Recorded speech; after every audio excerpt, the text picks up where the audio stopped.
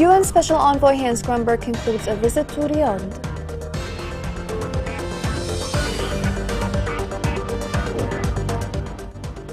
A Houthi mine kills a child in Hodeidah.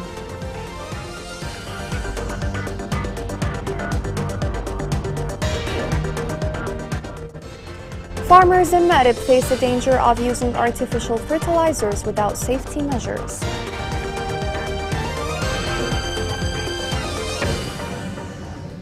Welcome to Yemen Today TV. This is the English news to me, Shazat Bilbain.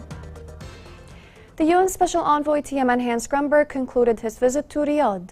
He discussed with senior officials the situation in Yemen and discussed predictions for a political settlement. He pointed out that the tour also included discussing ways to build on the current talks towards a sustainable political settlement. This report has more details. The United Nations has intensified its efforts to restore calm in Yemen. Hans Grunberg concluded his visit to Saudi capital Riyadh, during which he discussed with senior officials the situation in Yemen and discussed prospects of a political settlement. Yemeni diplomatic sources confirmed that the envoy will visit Oman and Sana'a during the next 2 days to complete his efforts to declare a new truce. The sources indicated that the upcoming visit to Oman and Sana'a aims to discuss ways to build on the current momentum towards an inclusive and sustainable political settlement. In Geneva, Switzerland, negotiations for the release of prisoners are continuing between the delegation of the Yemeni government and the delegation of the Houthi militia.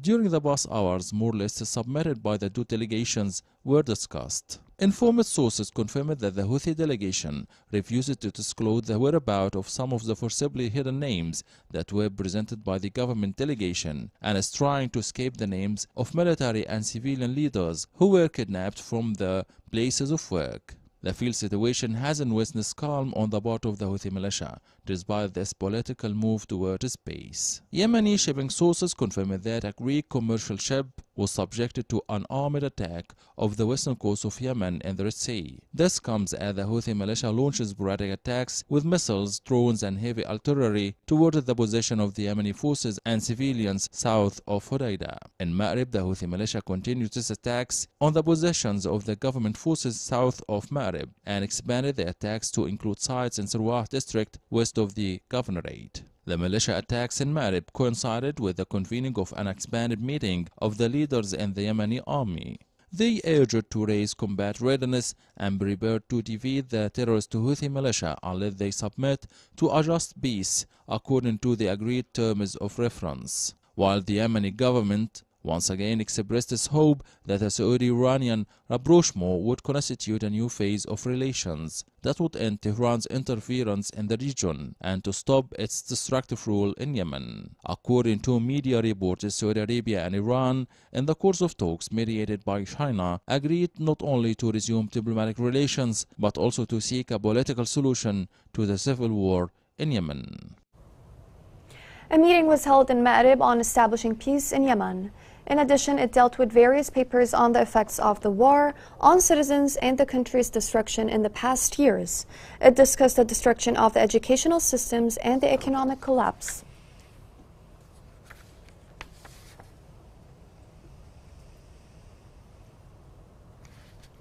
Human rights sources revealed that the Houthi militia transferred 10 of the abducted civilians in its prisons to unknown destination.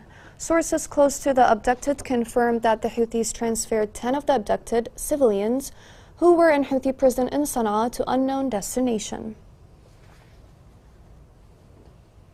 A young man in his 20s was killed by a mine explosion planted by the terrorist Houthi militia south of Hodeidah.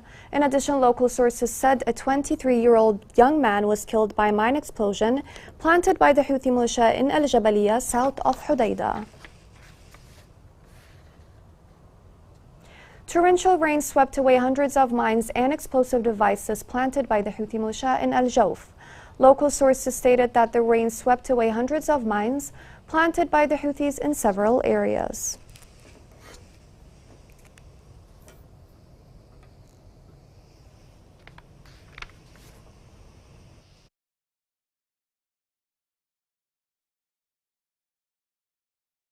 أتكلم عن مديرية عسيلان خاصة وعن معاناته من الألغام في هذه المديرية، ومن من أكثر المواقف التي صابتني أني فقدت أحد أساتذتي في هذه الكلية بسبب الألغام. فقدناه بسبب الألغام. في ناس كثير تأثروا عندنا في منطقة عسيلان، في منهم يعني تحاصروا، ما قدروا حتى يأخذوا قوتهم لمدة أسابيع بسبب الألغام. كأن هذا مشروع انتقام من الشعب بأكمله، ليس يعني حرب بين جيش، كأنها إبادة، حرب إبادة لليمنيين بشكل عام. Local sources revealed that the pro-Iranian Houthi militia formed committees in an attempt to encourage the owners of antiquity stores in the old city of Sana'a to move from their places. The sources confirmed that the Houthis committee are using threats to force the owners of houses and shops to sell and hand over them, the Houthi militia, for the purpose of turning them into a shrine. The Yemeni government called on UNESCO to intervene and stop the systematic destruction by the Houthi militia in Sana'a. In addition, the Minister of Information warned against the Houthi militia's destruction of the markets and antique shops. It said the Houthi militia has begun drawing up construction plans to remove the ancient markets and turn them into a shrine in the Iranian way.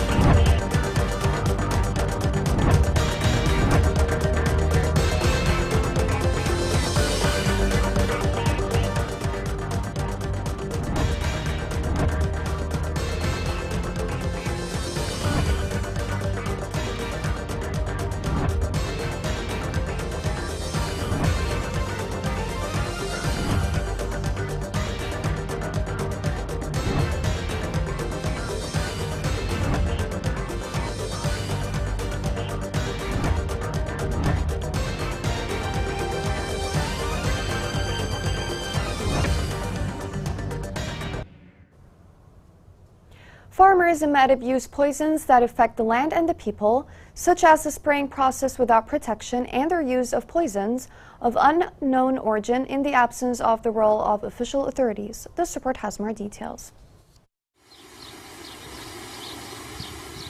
Farmers in Ma'rib Governorate are reliant on periodically applying pesticides and poisons to their agriculture products, from combining poisons to figuring out how much to apply to the actual spraying process, which is done without the use of safety equipment or protective clothing. Like the farmer Muhammad, who sprayed his field in his own manner, spraying with bare feet, exposed hands and without a mask, while carrying a spray machine on his back filled with a poisonous pesticide mixture. And despite being aware of the risks this technique posed to his health, he claimed he had no other option. We are farmers in Ma'rib and we lack agricultural supplies such as sprayers, masks and other things related to what we need. The farmer relies only on his own efforts to take care of his land. Organic and chemical substances found in pesticides and poisons have an impact on both the environment and humans. Farmers are also exposed to poisons and herbicides, which are only imported with the Ministry of Agriculture and Irrigation approval. According to a farmer's acquaintance, these toxins are highly concentrated and contain carcinogens, which are dangerous to both human health and soil fertility. Pesticides may sometimes cause cancer due to their cumulative effects that appear later after 20 or 25 years. It also causes itching, rashes on the skin and swelling, depending on the pesticides used. The use of some pesticides containing toxic and dangerous substances has been banned. Farmers depend on their expertise in combining poisons and calculating dosages in the absence of the officials and their useful function. Years went by without them receiving any advice from the government's Office of Agriculture or any other official body, which is meant to exist in an agriculture governorate that serves as Yemen's primary producer of food. The grower was not even given. equipment for poison prevention or spraying though. We didn't receive any awareness programs or guidance from the Ministry of Agriculture and Irrigation. Insecticides are harmful to people, causing them itching, and its smell is very strong. Environmental experts have cautioned that the continued indiscriminate use of agriculture pesticides endangers the fertility of the land, lowers the amount of green space, and contributes to farmers' chronic illnesses. Next in the news.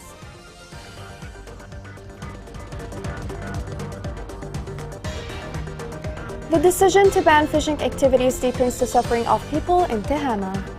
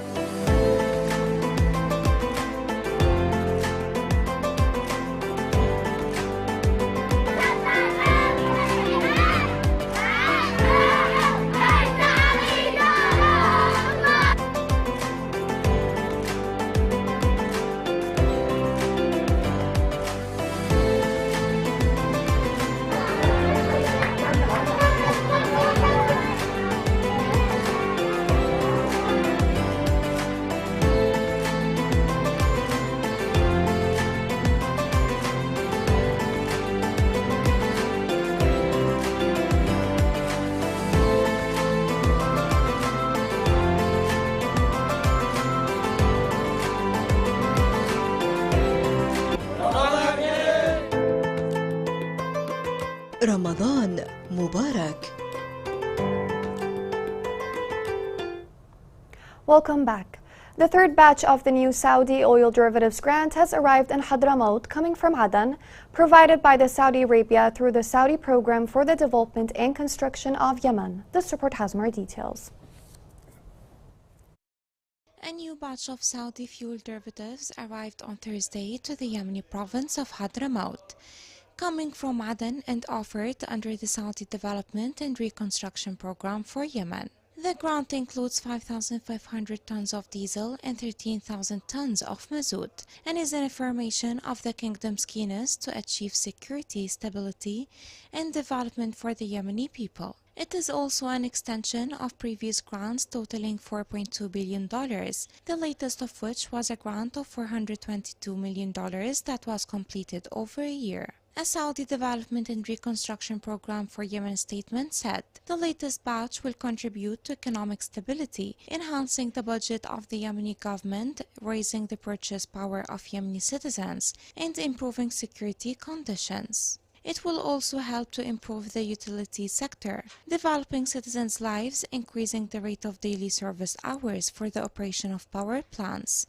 and ensuring the self-operation of power plants in Yemen. The Saudi grants in Yemen reportedly contributed to reducing the difference of produced energy and sold energy by 21% during the supply duration of oil derivatives to power plants, especially in the Governorate of Aden. The Saudi oil derivatives grant is part of the support from the Saudi Development and Reconstruction Program for Yemen, which has offered 224 development projects and initiatives across Yemeni governorates to serve the Yemeni people in 7 main sectors: education, health, water, energy, transport, agriculture and fishery, and building the capacity of government institutions in addition to other development programs.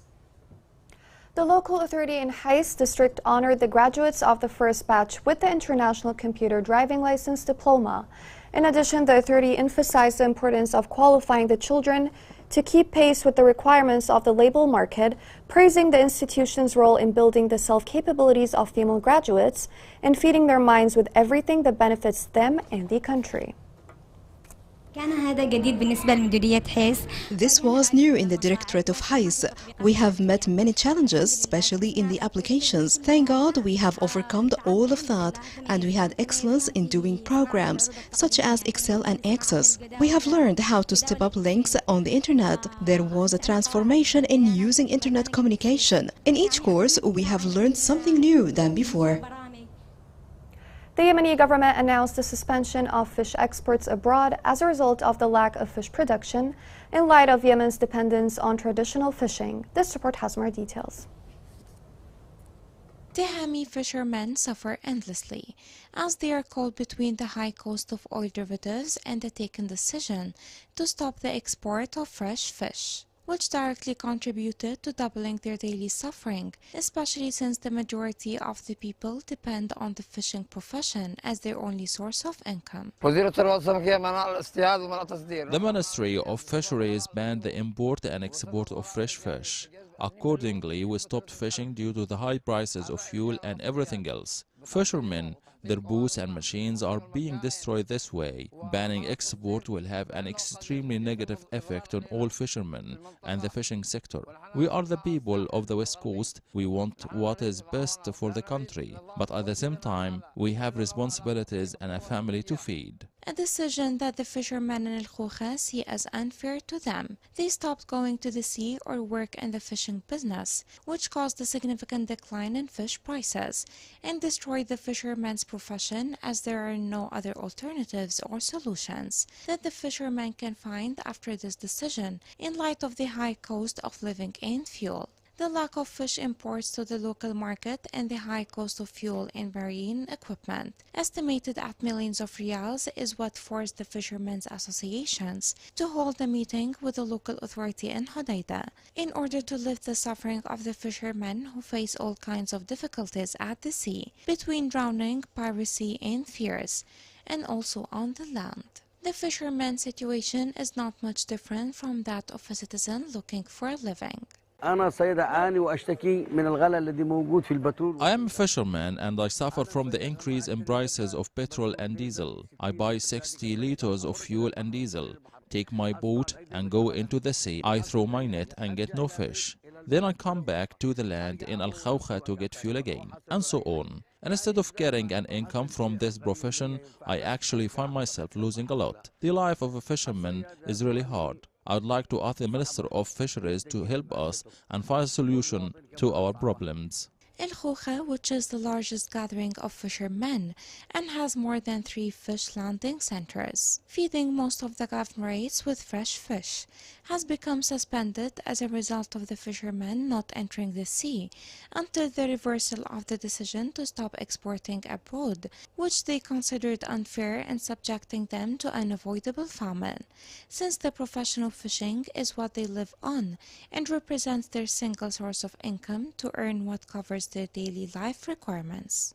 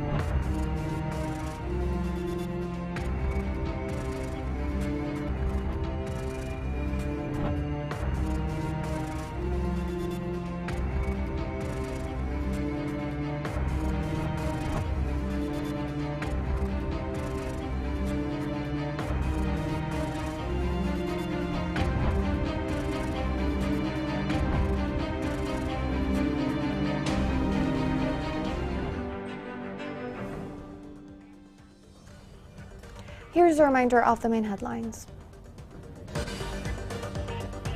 UN Special Envoy Hans Grunberg concludes a visit to Riyadh.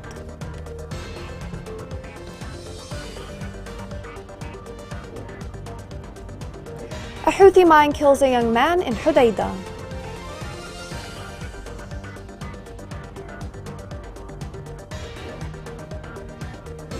Farmers in Marib face the danger of using artificial fertilizers without safety measures.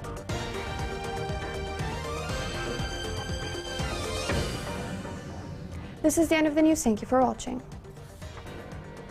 Yemen.